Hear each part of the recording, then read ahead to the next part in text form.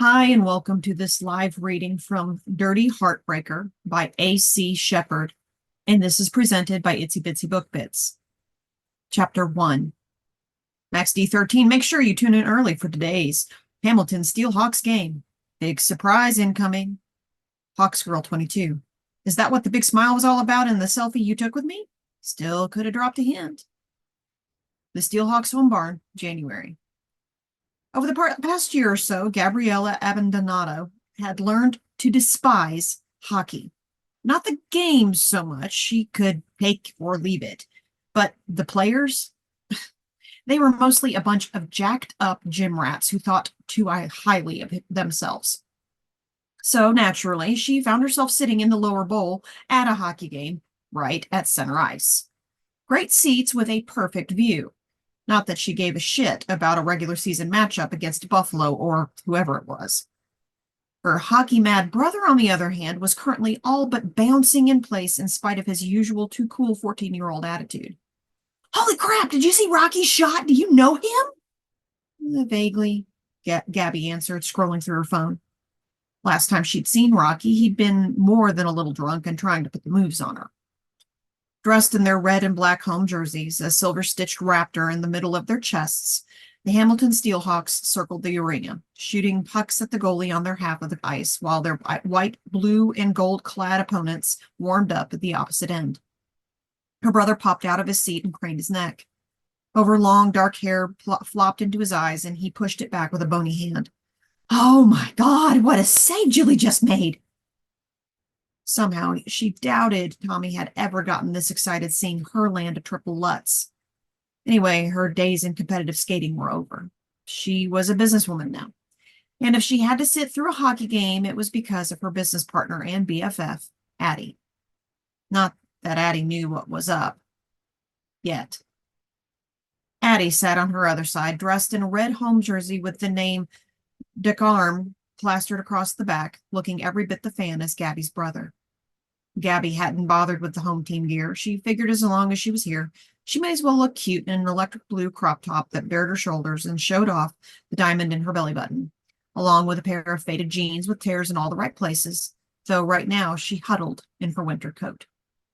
Not that she had anyone to dress for in this arena. No way.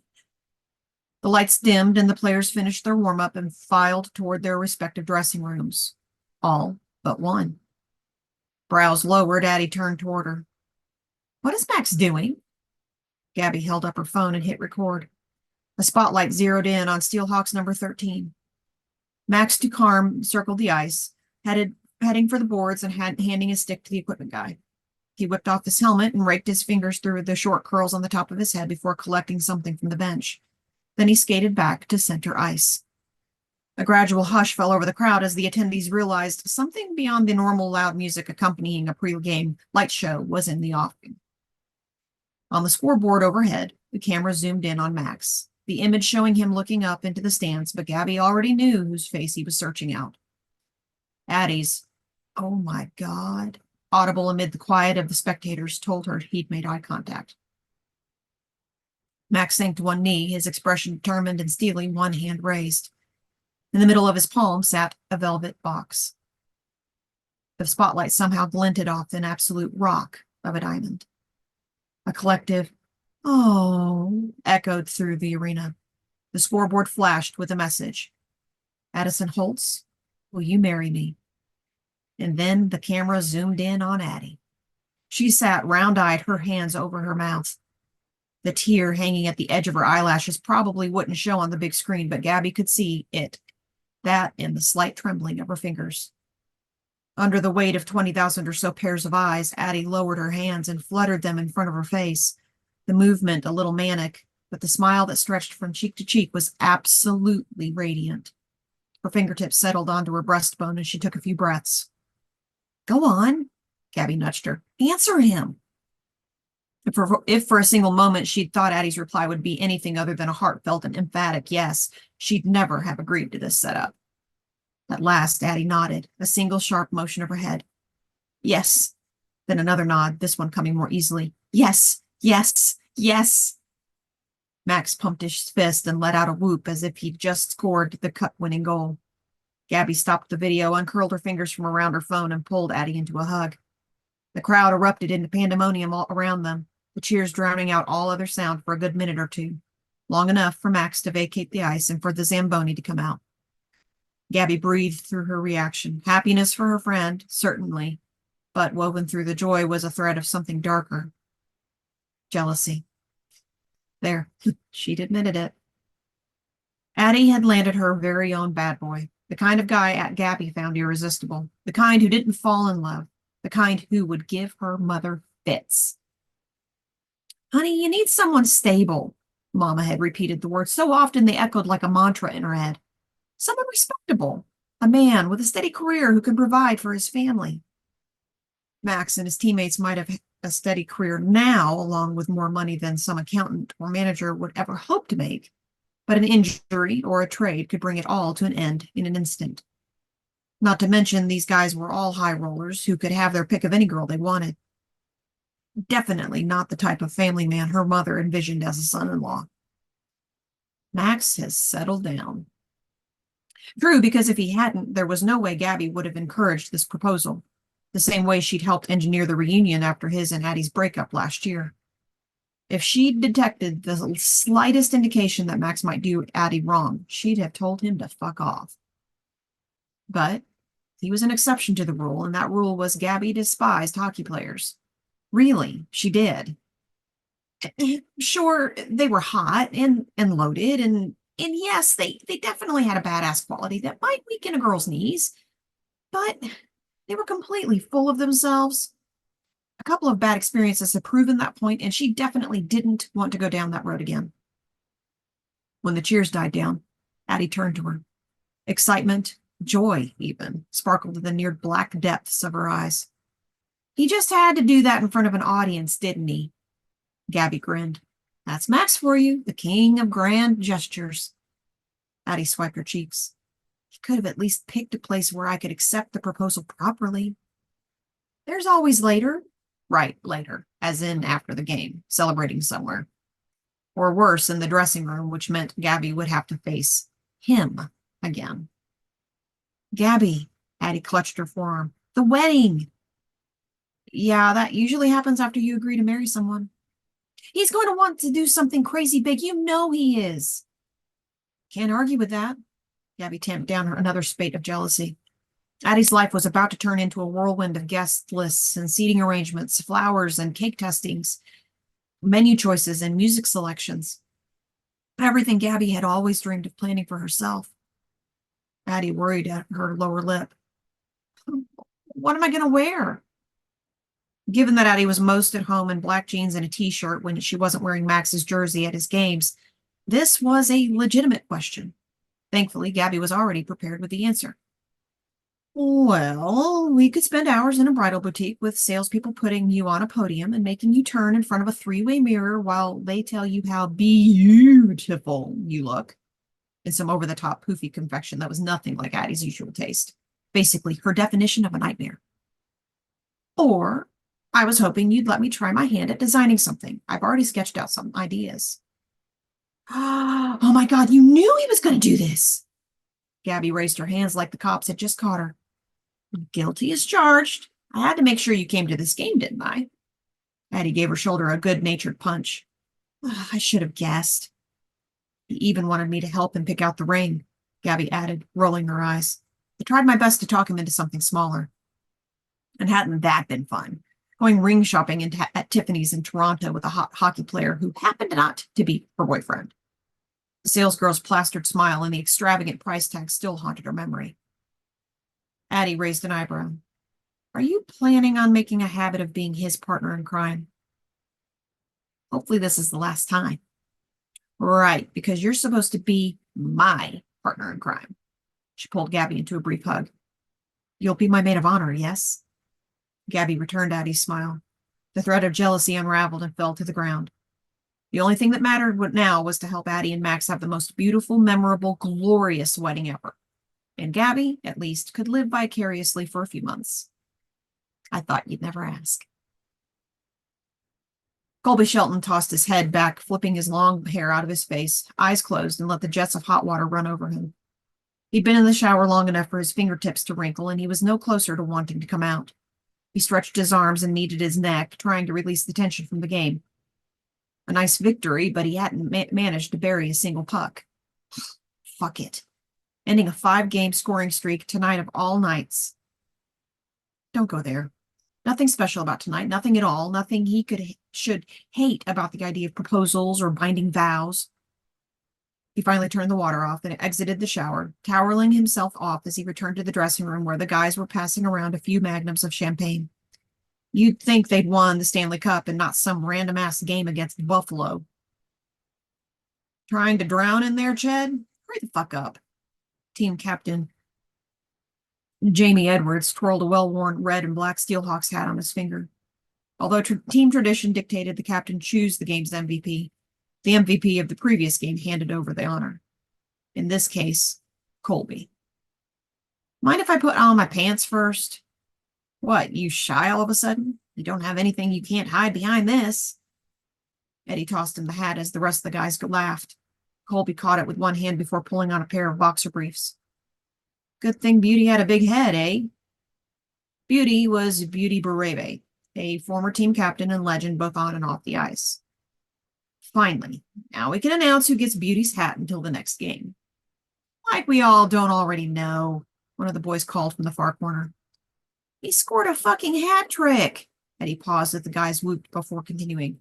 And I'm guessing he'll also do Berebe proud and score another hat trick tonight with his lovely fiancée.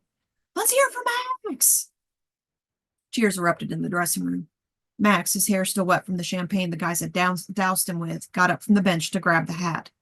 Colby slapped his shoulder. Nice going, man. The words sounded hollow to his ears, but Max simply grinned and adjusted the tattered brim before raising his arms victoriously to more cheers. That was that, then. The end of an era.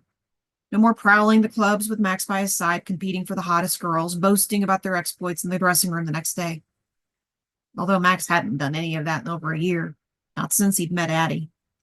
He'd fallen hard and fast, and now he was going to put a ring on her finger as if it was the next obvious step and not a lifelong shackle around his ankle. Couldn't blame Max, really. Colby had come way too close to that edge once. Thank God life had backhanded him, and he pulled back before plunging over the cliff. He returned to his stall and pulled on his dress pants and shirt, though he left the collar loose and didn't bother with the tie. Max swigged champagne straight from the bottle, then handed it back to Eddie. Damn it, his broad smile did make him look happy. Happier than Colby had ever seen him. Well, Addie was a great girl. Smart, beautiful, athletic. The only problem was her choice of friends. Fuck, man, you look like you're at a funeral. What's wrong? Jealous? Towel around his hips, defense man Ryan Roke, known to all as Rocky, sat on the bench next to him. Get fucked, Colby said. I played like shit tonight. For some of us, that still matters. Time to start living up to his nickname again. Although his teammates shortened it to Ched most of the time, the full version was Top Cheddar because he was a goal scorer. Supposedly. Tonight, though, all his shot attempts had hit the post rather than landing top shelf. Well, for what it's worth, I think Max is crazy. Sticking to one girl for the rest of your life? Rocky laughed, showing a gap-toothed grin. Shit. Not for me. Keep thinking that, dumbass. D-man Jaden Kelly headed to his stall on Colby's right. You find the right girl, sticking by her is no problem. Rocky took out his phone and swiped through it, then showed it to Colby. Think she's the right girl? Colby glanced at a selfie of a pouty brunette posing in front of a full-length mirror in nothing but a lacy thong. Jesus, man, is she even legal? Rocky shrugged. I didn't ask her age. Probably better not take the risk. How about we go to the club tonight? Killer, you in? Jaden shook his head and laughed. I'll go out for a drink if Max wants to celebrate, but after that, you're on your own. Because, yeah, he was shackled too now. His girlfriend wasn't even in the country yet. He'd rather live like a monk than take advantage. Rocky sighed. I guess it's just you and me this season, Ched. Though maybe I can talk Gilly into it. Whatever, man. He'd seen Rocky wheel chicks often enough, but he wasn't looking for a new wingman. If anything, he was better off simply focusing on his game and leaving everything on the ice. The rookies will probably hit the clubs with you. Hey, Ched, you had any champagne? Max waved him over from the other side of the room, and Colby went to join him, carefully avoiding the large silver hawk logo in the middle of the red carpet. Max handed him a magnum. That's the last of it. Come on, help a guy out. The corner of Colby's mouth lifted. Much obliged. He polished off what was left in 3 gulps, tepid and going flat, but the night was just beginning. Max slapped his back. I know I can always count on you to be the last man standing. That's why you'll make a great best man. Colby almost spit out his champagne. Pardon? Max looked him square in the eyes. Yeah, if you agree, that is. Shit. He didn't know what else to say. Why wasn't Max asking Jaden? They'd known each other much longer, and both of them seemed to be at the same point in life. Settling.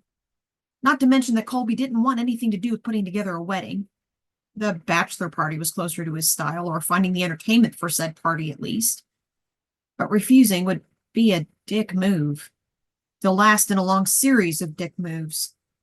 Yeah, he might have given Max too much shit when he and Addie had gotten together. Obviously, it was time to make up for that. So, what do you say? Colby nodded. He could do this. It wasn't his wedding, after all. Sure, man.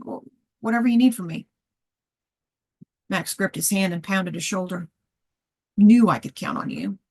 But then Max's gaze wandered toward the door to the dressing room. Heads up, guys, he called. We have company. Colby whipped around. Addie was hovering in the corridor just beyond the dressing room door. Max strode to her and pulled her into a kiss that lifted her off her feet. But she wasn't alone. Right behind her stood a gangly teenager Colby had never seen before, craning his neck for a better glimpse into the room. His heart lurched in his chest. She was there too. Gabby. Right behind the kid, staring at the ceiling, her chin at the haughty angle he recalled so well. Her silky black hair was swept in a high ponytail, gold hoop earrings, plump lips, dark eyes meeting his for a second before flitting away. Her long manicured nails were painted a pale shade of pink. And that body. Holy fuck, that body. Her winter coat hung unzipped to reveal a tiny nothing of a blue crop top, hugging her breasts and leaving the smooth plane of her stomach bare. The tempting glitter of her belly button piercing caught the light. He wanted to give it a flick of his tongue, just one, but enough to make her shiver, because he knew what made her shiver, and he knew what that tight, luscious body felt like when he eased his way into it. He knew how perfectly they fit together and how fucking good it was when she pulsed around him. Well, shit, no one told me there were ladies present. Gilly, the Hawks goaltender, came out of the showers and hurriedly reached for a towel. Eyes wide, Gabby flashed a grin. Hey, Gilly, long time no see. Gilly waved before heading to his stall. Always a pleasure, Gabby. Colby's fists tightened, a bolt of red-hot fury coursing through him, but before he could snap at Gilly to put some goddamn clothes on, Max leaned over and whispered something in Addie's ear. Then all 3 of them, Addie, Gabby, and the kid, headed off. Max came back into the room. I sent them to the family lounge, he said to Colby. Come join us. What do you need me for? I promised the kid autographs in return for giving Gabby an excuse to get Addie to this game with her. You got free hockey tickets, Colby pointed out. And I promised him your autograph. Max clapped his shoulder. Come on, man. That's Gabby's kid brother. Plus, he's a fan. You don't want to disappoint a fan, do you? Ugh, Christ. In this case, he most definitely did, if it meant avoiding Gabby. But he also couldn't explain that without getting onto topics he'd rather not broach. Fine, let's go then. He let Max lead the way down the corridor to the family area, where a couple of the guys' wives were corralling kids while waiting for their partners to emerge. Max, of course, headed straight for Addie. Colby concentrated on the teenager, who was wearing a red and black Steelhawks t-shirt and cap. Hey there, bud. He put on his best meet-the-fan smile. Enjoy the game? Yeah, kid shut his gaping mouth. You're Colby Shelton. Yep. You dragged the girls to a hockey game? Gabby stepped closer and put an arm around the boy, almost like a mother hen with her chick. Colby, this is my little brother Tommy. He's a big fan, and you're one of his favorite players. Her rigid mouth and chilly gaze were the exact opposite of starstruck and adoring, but he sure as fuck remembered what other expressions that pretty face had worn around him. Lips parted, eyes glazed over. He shook off the memory. Yeah, Max mentioned it. Would you sign my cap? A grin broadening across his cheeks. Tommy pulled out a Sharpie out of his jeans pocket. Please? Yeah, sure thing, champ. What league do you play in? Tommy's smile faded. Oh, I don't. His gaze drifted to some spot on the carpet. My mama was always afraid he'd break his ankles, Gabby supplied, her tone sharpening. Colby took the felt-tipped pen and scribbled his signature along with the tiny number 10 on the bill of the cap. Yeah, my mom was the same way. Really? My dad insisted we all play, though, my brothers and I. Lucky. The kid didn't know the half of it, and Colby wasn't about to explain. The less he thought about his family, the better. I'd sign a game puck for you, too, but I don't have any. Maybe you can ask Max? The grin put on a reappearance. Wow! Thanks, Mr. Shelton. The only Mr. Shelton is my dad, and God forbid anyone compared Colby to him. Call me Colby or Ched, like my teammates. Like top cheddar, right? Shit, the kid was practically bouncing on the balls of his feet. He reminded Colby of a puppy whose owner had just given it a new chew toy. Because of the way you shoot? Colby repressed an urge to ruffle the kid's hair. At the same age, Colby definitely wouldn't have appreciated that kind of attention. You know your stuff. Too bad you don't play. Gabby cleared her throat and nodded toward the other guys who were filtering into the lounge. Okay, if you want a chance to talk to Max or get more autographs, you should go ahead. Papa will be here to pick you up soon. Tommy rolled his eyes. Fine. See you later, Colby. Her brother slunk away, but she remains rooted to the spot, stone-faced. Colby crossed his arms over his chest. Was she waiting for him to say something? What the hell does she want him to say? So, keep it simple and obvious. Stupid. Max and Addie. You had to know this was coming. I suppose you're maid of honor? Naturally, she hesitated.